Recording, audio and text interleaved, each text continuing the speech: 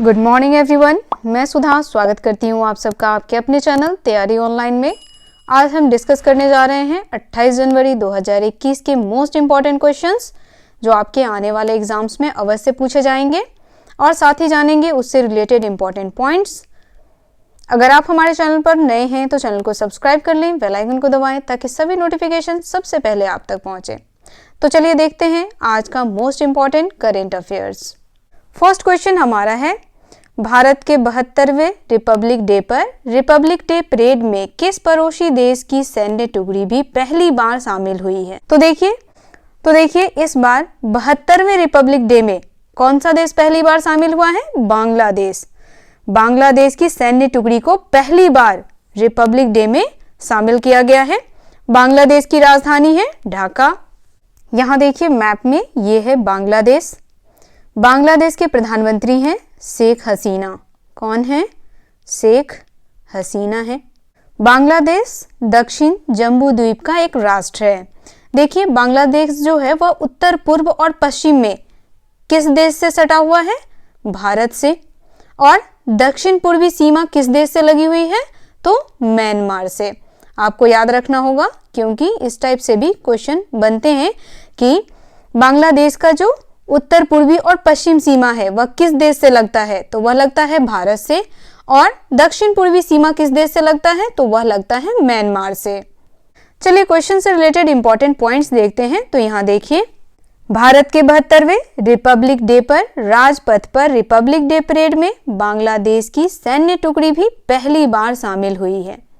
इस Republic day parade में Rafale ने पहली बार उड़ान भरी है।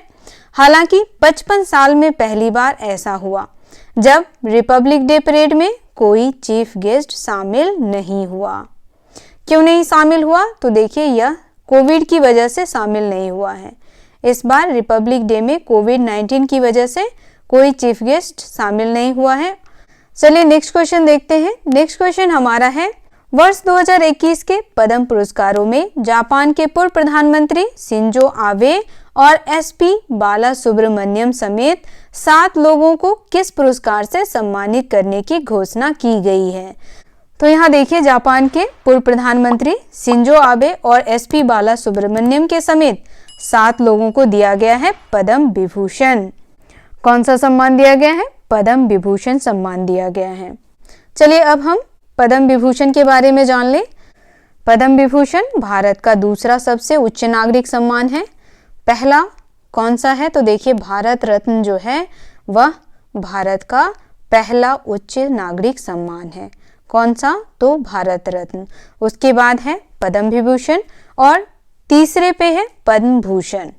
चलिए क्वेश्चन से रिलेटेड इंपॉर्टेंट पॉइंट्स देखें। तो यहाँ देखिए, जापान के पूर्व प्रधानमंत्री शिंजो आबे और दिवंगत गायक एसपी बालासुब्रमण्यम समेत 7 लोगों को वर्ष 2021 के पद्म पुरस्कारों में पद्म विभूषण पुरस्कार से सम्मानित करने की घोषणा की गई है, जबकि 10 लोगों को पद्म भूषण अवार्ड देने की घोषणा की गई है। और एक बात जान ले, एसपी बालासुब्रमण्यम को यह पुरस्कार जो है वह मरणोपरांत दिया गया है। और वह कहाँ के हैं? तो तमिलनाडु के। तमिलनाडु के प्रसिद्ध गायक थे एसपी बालासुब्रमण्यम। पद्म भूषण किसे किसे दिया गया है? तो देखिए, पद्म भूषण दिया गया है कृष्णन नायर को। कृष्णन नायर शांता कुमारी को पद्म भूषण दिया गया है। किस क्षेत्र में दिया गया है? तो उन्हें दिया गया है कला के क्षेत्र में। दूसरा तरुण गोगोई। तरुण गोगोई को मरणोपरांत दिया गया है। किस क्षेत्र में? तो जनसेवा के क्षेत्र में। वह कहाँ के रहने वाले थे? तो तरुण गोगोई रहने वाले थे असम के। उसके बाद चंद्रशेखर कांवरा को साहित्य और शिक्षा के क्षेत्र में, वह कर्नाटक से हैं। सुमित्रा महाजन को जनसेवा के क्षेत्र में दिया गया है, वह मध्य प्रदेश से हैं। नृपेंद्र मिश्र लोक सेवा, वह उत्तर प्रदेश से हैं। रामविलास पासवान को भी मरणोपरांत दिया गया है जनसेवा के क्षेत्र में, वह बिहार के हैं। चलिए नेक्स्ट क्वेश्चन देखते हैं। भारतीय मूल के सीन देसाई को हाल ही में किस फुटबॉल टीम का डिफेंसिव कोऑर्डिनेटर नियुक्त किया गया है? तो देखिए, किस फुटबॉल टीम का नियुक्त किया गया है? शिकागो बुल्स का। किसका नियुक्त किया गया है? शिकागो बुल्स का सीन देसाई को डिफेंसिव कोऑर्डिनेटर नियुक्त किया गया है। ये हैं सीन देसाई। चलिए इनसे रिलेटेड इंपॉर्टेंट पॉइंट्स देखें तो यहाँ देखिए, भारतीय मूल के सीन देसाई को हाल ही में शिकागो बियर्स का डिफेंसिव कोऑर्डिनेटर नियुक्त किया गया है। सीन देसाई कहाँ के हैं तो यह अमेरिका में, तो यह अमेरिकी हैं, भारतीय मूल के अमेरिकी नागरिक हैं। वे पहले दक्षिण एशियाई और भारतीय मूल के नागरिक हैं जिन्हें अमेरिका के नेशनल फुटबॉल लीग के लिए डिफेंसिव कोऑर्डिनेटर बनाया गया है। किसके लिए बनाया गया इन्हें तो अमेरिका के नेशनल फुटबॉल लीग के लिए। नेक्स्ट क्वेश्चन हमारा है, वर्ल्ड चेस फेडरेशन फीडे के अनुसार दिसंबर 2020 तक भारत के किस राज्य में अकेले 24 ग्रैंड मास्टर हैं? तो देखिए तमिलनाडु में अकेले कितने हैं ग्रैंड मास्टर? 24। तो हमारा सही आंसर है ऑप्शन नंबर बी, तमिलनाडु। चलिए अब हम वर्ल्ड चेस फेडरेशन के बारे में जान लेते हैं। तो वर्ल्ड चेस फेडरेशन का गठन हुआ था 20 जुलाई 1924 को। कब हुआ था? 20 जुलाई 1924। और यह एक अंतरराष्ट्रीय संस्था है। वर्ल्ड चेस फेडरेशन का मुख्यालय है लॉजेन और यह कहाँ है तो यह है स्विट्जरलैंड में। चलिए क्वेश्चन से रिलेटेड इंपॉर्टेंट पॉइंट्स देखते हैं। तो यहाँ देखिए, हाल ही में वर्ल्ड चेस फेडरेशन फीडे के अनुसार दिसंबर 2020 तक पूरे भारत में चेस के 67 ग्रैंड मास्टर जीएम हैं, जबकि केवल तमिलनाडु राज्य में 24 ग्रैंड मास्टर हैं। केवल चेन्नई में करीब 50 एकेडमी हैं। कितने एकेडमी हैं तो 50, जो चेस टूर्नामेंट का आयोजन करती है। मैनुअल एरोन देश के पहले इंटरनेशनल मास्टर हैं। मैनुअल एरोन क्या है? देश के पहले इंटरनेशनल मास्टर हैं और विश्वनाथन देश के पहले ग्रैंड मास्टर हैं। दोनों ही तमिलनाडु से हैं। यह आपको ध्यान रखना होगा कि मैनुअल एरोन जो हैं वह भारत के पहले इंटरनेशनल मास्टर हैं और विश्वनाथन आनंद क्या हैं? पहले ग्रैंड मास्टर हैं। चलिए नेक्स्ट क्वेश्चन देखते हैं। नेक्स्ट क्वेश्चन हमारा है, निम्न में से किस राज्य सरकार ने हाल ही में पंख योजना लॉन्च किया है?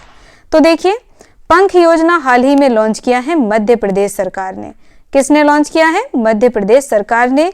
मध्य प्रदेश की राजधानी है भोपाल। और यह योजना कब लॉन्च की गई, यह भी मोस्ट इंपॉर्टेंट है। तो देखिए, यह योजना लॉन्च की गई है 24 जनवरी को। 24 जनवरी किस रूप में जाना जाता है? तो 24 जनवरी जाना जाता है राष्ट्रीय बालिका दिवस के रूप में। राष्ट्रीय बालिका दिवस के रूप में 24 जनवरी को जाना जाता है। आप कह सकते हैं 24 जनवरी को क्या मनाया जाता है? राष्ट्रीय बालिका दिवस। यहाँ देखिए, ये हैं मध्य प्रदेश के मुख्यमंत्री शिवराज सिंह चौहान और इन्होंने बालिकाओं के लिए पंख अभियान की शुरुआत की।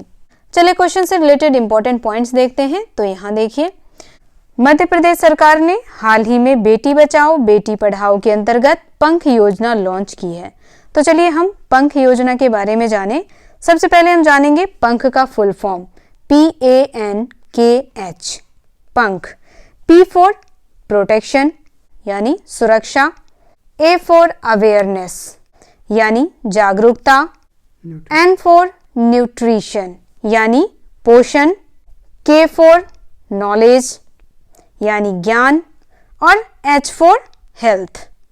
अब यहाँ देखिए, पंख का मुख्य उद्देश्य क्या है?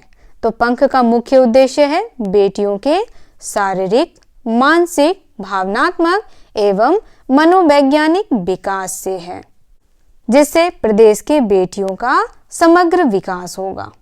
तो चलिए नेक्स्ट क्वेश्चन को देखते हैं। नेक्स्ट क्वेश्चन हमारा है, श्रीलंका के बल्लेबाज कुमार संगकारा को किस IPL टीम की फ्रेंचाइजी ने क्रिकेट निदेशक नियुक्त किया है?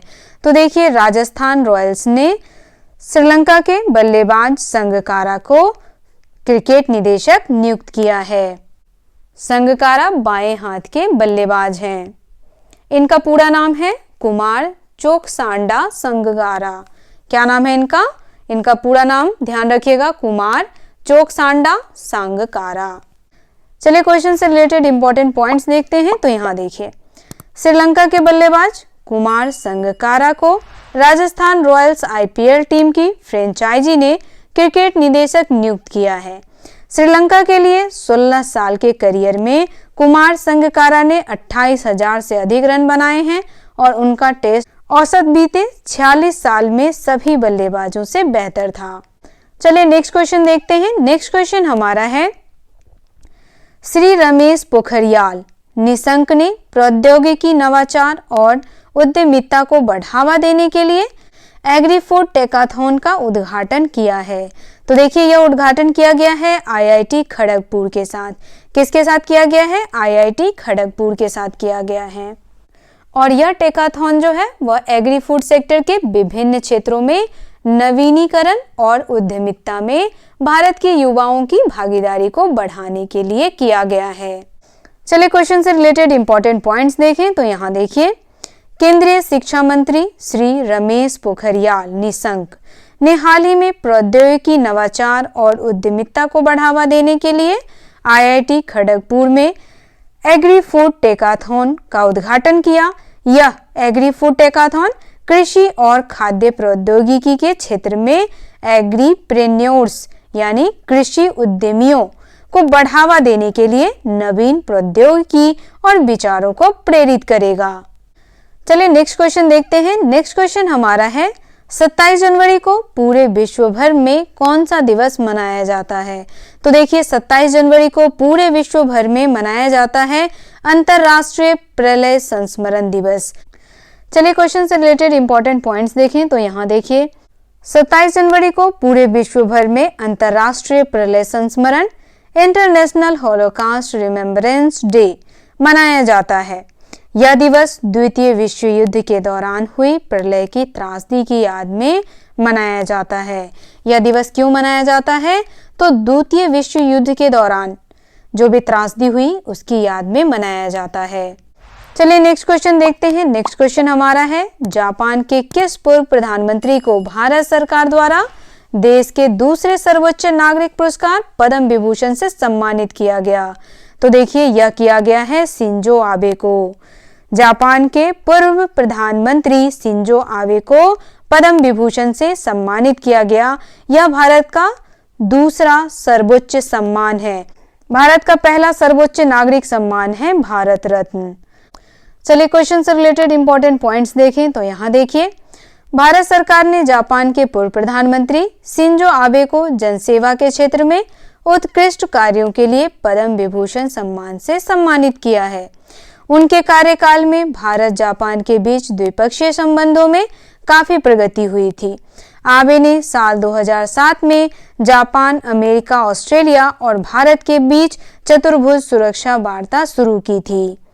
तो यह भी बहुत ही इंपॉर्टेंट है। शिंजो आबे ने क्या किया था? 2007 में जापान, अमेरिका, ऑस्ट्रेलिया और भारत के बीच चतुर्भुज सुरक्षा वार्ता शुरू किया था। अभी जापान के प्रधानमंत्री कौन हैं? तो देखिए अभी जापान के प्रधानमंत्री हैं योशिहिडे सुगा। कौन है? योशिहिडे सुगा। ये हैं वर्तमान में जापान के प्रधानमंत्री। चलिए नेक्स्ट क्वेश्चन देखते हैं। नेक्स्ट क्वेश्चन हमारा है, सुप्रीम कोर्ट के कॉलेजियम ने जस्टिस पीवी संजय कुमार को किस हाई कोर्ट का चीफ जस्टिस बनाने के प्रस्ताव को मंजूरी दी है? तो देखिए पीवी संजय कुमार को मणिपुर हाई कोर्ट का जस्टिस बनाने के प्रस्ताव को मंजूरी दे दी गई है।